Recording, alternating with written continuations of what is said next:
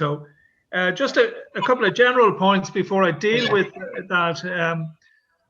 The COVID, I think, has changed the context in which we all work. I would suggest that the social dialogue and social partnership, which had fallen way back within Europe, I think in the last number of years, has now again come to the fore, because I think both trade unions, politicians and employers realize that we're all in this together, and we need to work together to fight against the pandemic. And in saying that, the most recent model of capitalism, which focused on austerity, has now been thrown out. And if you will understand, because you're in Brussels all the time, Alberto, the European Central Bank is now printing money like it never did before. So there are huge opportunities here for the trade union movement and for employers as well, because we see the possibilities and the opportunities for Portugal when it takes over the presidency to improve the situation across Europe for everybody. And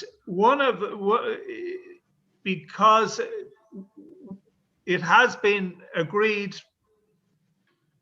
by most political leaders at this stage that things must change, that inequalities had grown so much in Europe that we have seen the rise of the populist, nationalist parties across Europe, which is not good in my view, and most right-thinking people would not see that.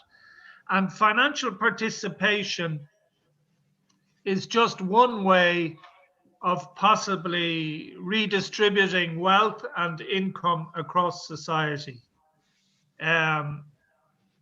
Certainly, when I represented workers in the finance sector here, they were well aware of their rights to participate in the success of their companies.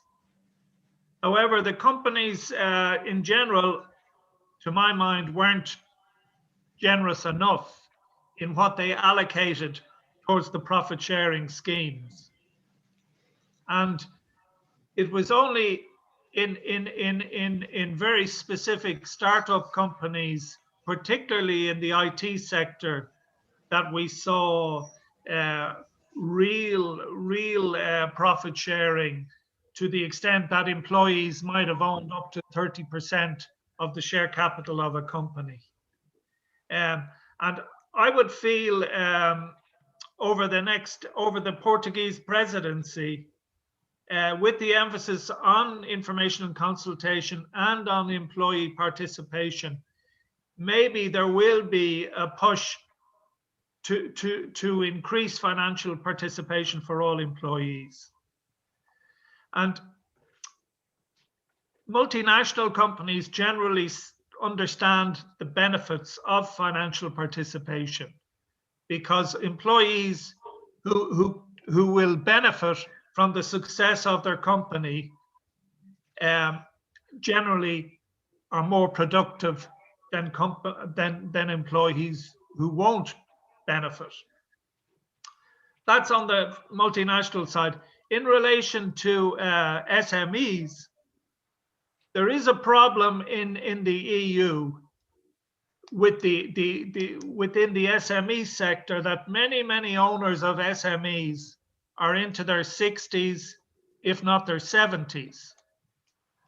And when they go, a lot of their companies will close, their firms will close with drastic consequences for employment and unemployment and so on.